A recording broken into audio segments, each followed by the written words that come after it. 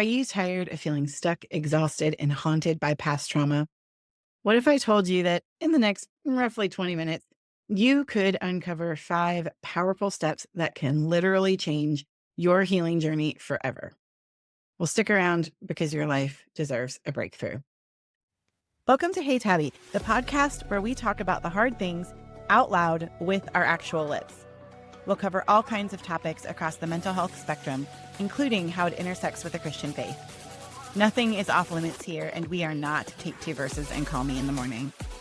I'm Tabitha Westbrook, and I'm a licensed trauma therapist, but I'm not your trauma therapist. I'm an expert in domestic abuse and coercive control, and how complex trauma impacts our health and well-being. Our focus here is knowledge and healing. Trauma doesn't have to eat your lunch forever. There is hope. Now, let's get going. I am super excited that you are here with me on this week's episode of Hey Tabby. I could not be more excited to be with you and bring you a little bit more on this topic. Today, we are going to talk about transforming your healing journey. We are going to talk about the frustration of being stuck and being overwhelmed by the impact of trauma in our lives. And I'm going to share with you 5 different things that you can do that can help your healing process move forward.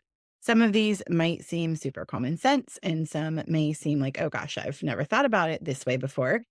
But I hope that in these next few minutes, you will find some things that will be very helpful for you as you navigate your healing journey.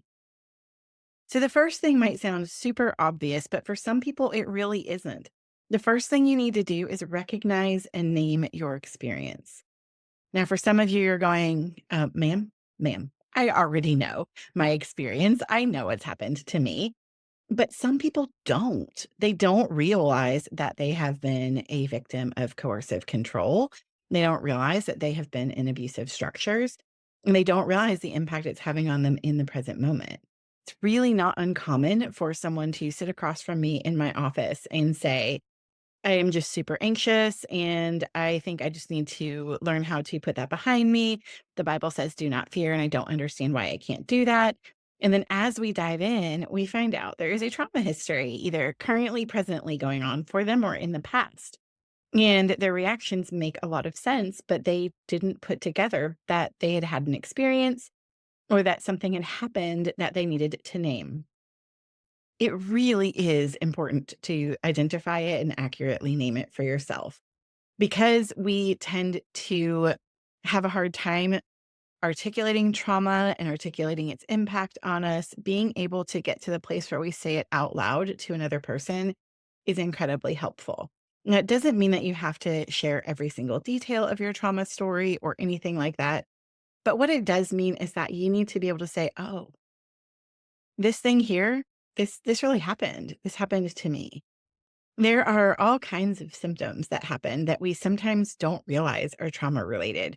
Emotional overwhelm is one of them. So just feeling constantly overwhelmed and not being able to feel as if you are in a calm space, or always feeling like you have to be like watching your back or what have you, which is part of hypervigilance, which is where we are constantly looking for danger. We might even feel completely numb and be like, dude, I checked out years ago. I don't even know where I went. And then also having a hard time, like a really hard time trusting other people. And I'm not saying by any means that trust should be freely or easily given. But what I am saying is that when you're like really resistant, there is just a good opportunity there to ask yourself why. Why am I resisting trusting? Why am I resisting closeness? What's going on there for me? And we might find something in there. One way to start pressing into the what's really going on is to journal your experiences. You can write down your feelings, write down your experiences, write down the things that feel tied together and that sort of thing. Just try to articulate, put out there what you are experiencing. And also knowing that it's okay that it doesn't go in order. You might start writing out something and realize that things are out of order. And that's very common because of how trauma sits in our brain. It kind of sits in the back on the bottom in the amygdala. And it is a place that we just don't always have chronological order for because it doesn't have the ordering parts of our brain attached to it yet. So it's okay if it's out of order or what have you, and it doesn't have to be perfect. But it can start to give you a little bit of an idea of how would I name this? What would I say about it? Also, you definitely want to look at your patterns. If something is happening over and over again, or you're walking into a situation over and over again that you're like, this decidedly not good for me, you might be able to find and pick up patterns, and those can give you a little bit of a clue to your trauma story. And a skilled therapist can even help you disentangle some of those patterns and have a little bit more clarity in that. And then, of course, there is sharing your story, whether that is in a support group, whether that is in a group therapy setting, or whether that is in individual therapy. It is very powerful to say, here's what's going on.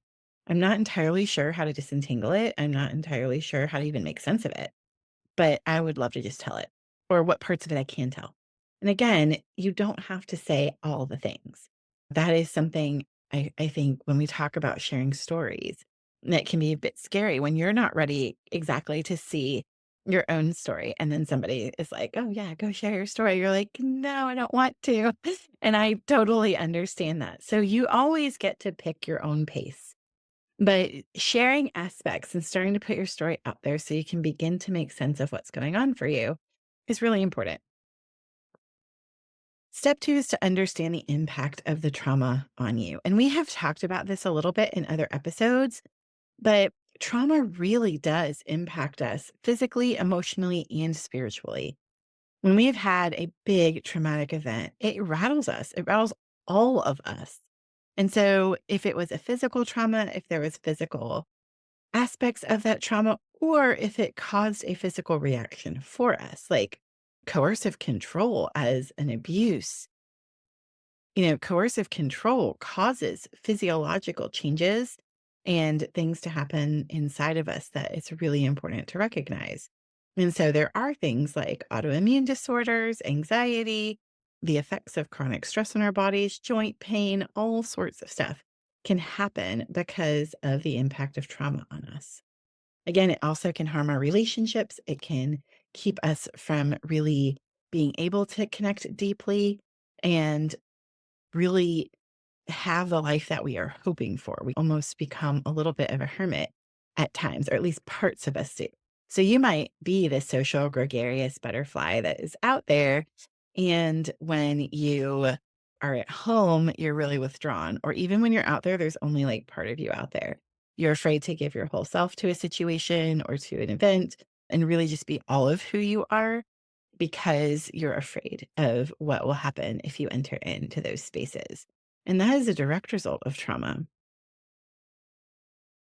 Our third step, once we know what we're dealing with and how it is affecting us, is to create safety. We can't heal without safety, at least some safety. Now, if you're still in a particular situation, perhaps you are in a coercively controlling relationship and you have chosen to stay well, you're not going to have perfect safety all the time. And that's okay. We can figure that out.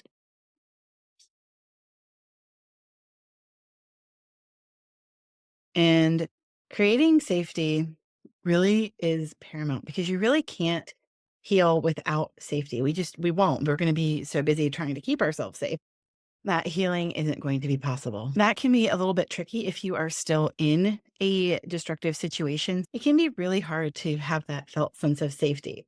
But there are some things that we can do to help us get there. So when we're in a safe place, our bodies are more open, they're able to change, they're able to shift.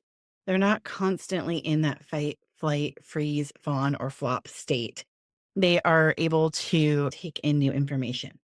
So if you are choosing to stay in a situation because of a million different reasons, and I will just say for folks who are listening that it is a valid choice to stay in a situation. And I know some folks might be hearing this and go, I mean, I can't understand why somebody wouldn't just go, but it isn't always that easy.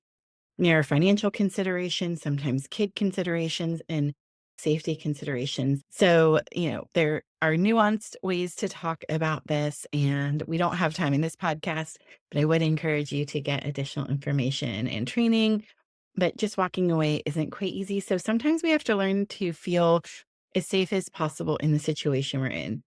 Sometimes that is going to be healthy boundaries in that relationship or space and things like that. With a healthy boundary, we may limit someone's access to us as much as possible in certain ways, or we may choose to have space and time away from the home or place that we're living. So, for example, if you are in college and you have a really sketchy roommate and you are like, I'm just going to go to the library to do some work, that is a great place and a safe place where you can have a little bit of a breather from the environment that you are in. And when you've created a little bit of physical safety, then your body can start to calm down and you can do a little work on things. And you may have to do it in little tiny pieces, and that is okay. If you're able to get fully away from a destructive situation and have that space to begin to heal, you may need to change things in your environment. For example, I've worked with plenty of women who have gotten out of coercively controlling relationships and those abusive situations, and looking at the same dresser they had for 25 years with their abuser is very dysregulating. Maybe they found pornography in the drawer or something to that effect. And so, in that instance, it may be really wise to get a new dresser, to have a literal fresh start furniture wise, in order to start to feel less activated when you are in your own bedroom. Doing little things like that can increase that felt sense of safety. Finding healthy, strong relationships that are safe, that can really help that as well, and also increase that sense of belonging that so many folks need when they come out of a traumatic experience. And those are a few things that we can do to create safety. Relational safety after we have been harmed in a relationship is really important to the healing process. And when we are actively looking for which relationships settle in well with my body, then that's really important. And when I say settle in well with my body, I'm talking about the good old vibe check. And it's a little more complicated than that. But we have this system called a neuroceptive system, and we've talked about it before on this show. But it's constantly looking for, am I safe? Am I safe? In relationships that have good relational safety, your body feels more settled. Your body feels like, yeah, okay, this is not a bad thing. Right. And if we're learning to build new relationships, we do not have to go all in real quick. We can take a slow and steady approach. And frankly, that's usually the one that I recommend. I strongly recommend slow and steady approaches to building new relationships when you've had relational harm, because otherwise you might go too quickly, overlook red flags. And as you know, those red flags don't mean it's a carnival. That doesn't just apply to intimate relationships, that also applies to friendships. And we want to be very clear about what we need, what we don't need, what's okay and what's not okay. And when we're coming out of harm, it might take a minute to figure that out. And that's okay. That's a totally okay place to be. You also want to learn to check in. Just because we feel activated doesn't mean a situation is unsafe. It just might feel familiar to something that wasn't. So, for example, if you've had significant spiritual abuse, walking into a church might feel extremely activating. Hearing a song that you often sang in your abusive community might also feel extremely activating. In those moments, we can choose to use some grounding exercises to bring ourselves back into our bodies and give ourselves a little bit of a reminder, hey, we're safe here. Even if a situation isn't where you want to stay, you don't feel good about it. Let's say you try out a faith community and you're like, not for me, but you also don't want to run out of the room, then you might ground yourself, but also remember, hey, I don't have to come back. I don't have to come back. And I will also tell you, you don't have to stay. Sometimes we try things a little bit before we're truly ready. And there's nothing wrong with that to see where you're at. So please don't hear that shamefully. But sometimes we say, yeah, I wasn't as ready as I thought. So I'm going to go ahead and set this aside and I'm just going to walk away and I'll try again some other time. And that's a completely valid way to handle things as well. Another step, step number 4, is get specialized support. It is really helpful to get trauma specialized therapy when you need it. This can be a game changer for people when you have a therapist across from you who really understands what's going on for you. They can really walk you through that. And some of the kinds of therapy that might be helpful for you are eye movement, desensitization and reprocessing, or EMDR, brain spotting, somatic experiencing, internal family systems, things like that. Also, a really solid trauma informed biblical counselor can be very helpful. Now, I know some of you just heard the words biblical and counselor together. and may have had a little panic attack because you've had some really tough experiences with unskilled and not trauma informed biblical counselors. But there are trauma informed biblical counselors out there. In fact, I would say that there is a growing movement amongst some in the biblical counseling space to partner with licensed therapists. I know we do that constantly in our practice, where the biblical counselor takes care of an aspect of care and we take care of the clinical aspect of care. And we have partnered with biblical counselors for so long that I actually ended up hiring one that I really like. And we all work together for the good of the client. So there is no spiritual bypassing with good biblical counseling. There is no sin detecting with good biblical counseling. I know that's a criticism it often gets. So you can also look for a very highly qualified, well-educated biblical counselor if that is a comfortable space for you.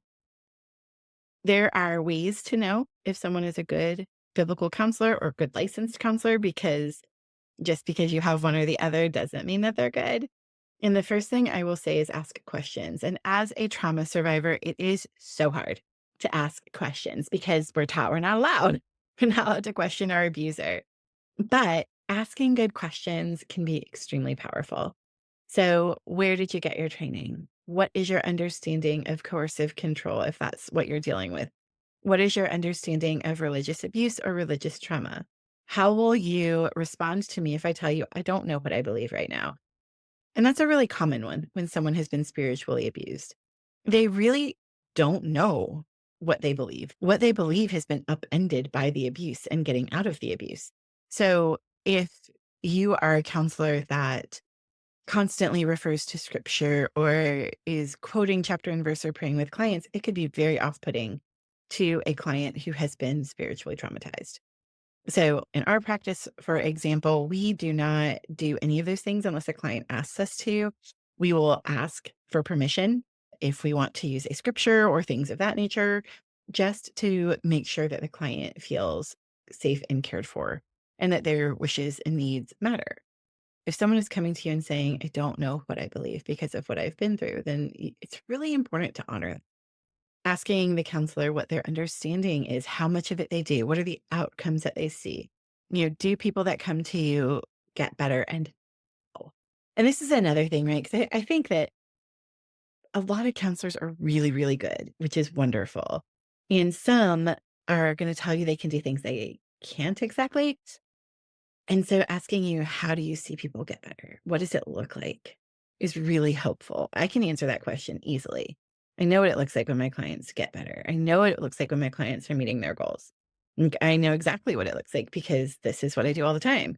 And we've actually seen it in our practice. I know what it's like to be traumatized and to have to walk through that and the scariness of telling your story for the first time. Or even if it's the 10th time and it's a new person, oh, so hard. So you really want to understand and feel in your own body, how does it feel to talk to this person and ask these questions? And you can even go and do an appointment and say, this didn't feel good to me. You might not be ready. They might not be your person. I am a really good trauma therapist, and I have an incredible team of trauma therapists and biblical counselors here. And we're not for everybody. And that's okay. So if a client gets in front of me or one of my team and says, I'm not sure this is a fit, okay, that's awesome. What do you think would be a better fit? It might be something we can adjust, or it might be, you're not my person, and that's okay.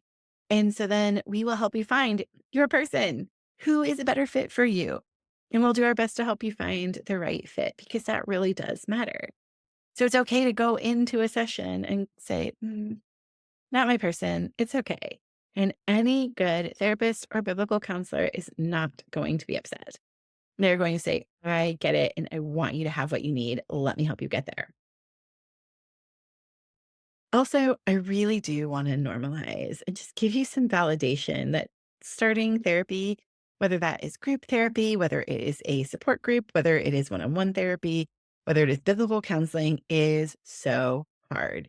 It takes enormous courage to pick up the phone or send that email and ask questions and also to come and open yourself up in a therapy session. It's hard. And that's okay. Of course, it's hard. You've been through a lot. You've been through so many difficult things, and they've left a mark. And people who, you were supposed to be able to trust were proven not trustworthy. I think that's one of the worst things about trauma is that you were supposed to be able to trust whoever harmed you, and you couldn't unless it was a complete stranger that harmed you. And these are usually people that are in your life and in relationship and built relationship, sometimes in order to harm you. Well, that's brutal. So it is absolutely normal that it would be scary to reach out. It's normal that it feels a little bit scary to look at your stuff, especially if you know there's some stuff there. And I know that that was my experience going to therapy for the very first time. I was terrified. I was like, I'm not sure I want to know what all is in here. But I also knew that I didn't want to keep feeling the way I was feeling either. And I just want to give you that understanding and knowing so that when you're feeling your body go, oh no, I don't want to do this, that you will understand that that is something that happens for so many people. So you're not broken. There is nothing wrong with you. You're just human. And that is a beautiful thing. And our final step to just really move us forward on our healing journey is to embrace community and connection. And for those of you whose hearts started beating more quickly because you're like, yeah, community is what kind of did me in, I will tell you it's still a very important aspect. Not that community. I think if you have been harmed deeply in community, maybe not the one you were in, but it can be extremely helpful and life-giving to find a healthy and safe enough community. Now, when I talk about safe enough communities, look, people, sometimes they're going to be people-y. It is what it is. And it stinks and I hate it. But we do want to have some grace. What we don't want is a toxic community, a toxic system, a destructive system. What we want is a healthy community where we can be ourselves, even if it's a little messy. People are willing to work through stuff with you. They're not going to lord things over you. They're not going to use position and power to control you. They're not going to use physical power to control you. It's a safe enough community. And that can be life giving. Healthy community also gives you space to experience yourself differently. And that is one of the biggest healing things. I know in my own story that finding community that saw me as me and didn't try to make me someone else and didn't tell me who I was terrible, but also loved me enough to go, hey, that's out of balance. You might want to look at that was vital because I began to experience myself as lovable, as cared for, as a part of something that I belonged to. And that was helpful and wonderful and extremely healing. So I would invite you to try to find that. And it may not be a faith community. We have talked about this before. And in my book, Body and Soul Healed and Whole, I talk about this quite a bit. Sometimes faith communities have to be a later step in our healing because we got so hurt. And so you might choose like a meetup group or a group of like interests. So maybe you enjoy cycling. You may find a local cycling group. You may find a hiking group. You might find an art group, a quilting group. I think there are groups out there for just about everything people enjoy doing. And that can be a great way to meet healthy, kind people that can be part of your rebuilt community.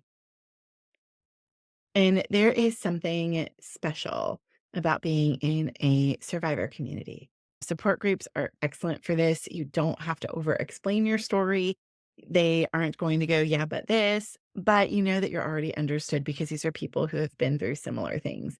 So finding a support group can also really bring supportive relationships as well. And then being truly seen by others and not judged is such a healing place. I talked about this a little bit in our episode on narrative focused trauma care and how the power of story can help us. When other people sit with your story and they don't turn their faces away from you, it is an incredibly healing experience. And those kinds of groups can be absolutely vital for that. So we've got 5 really powerful steps here.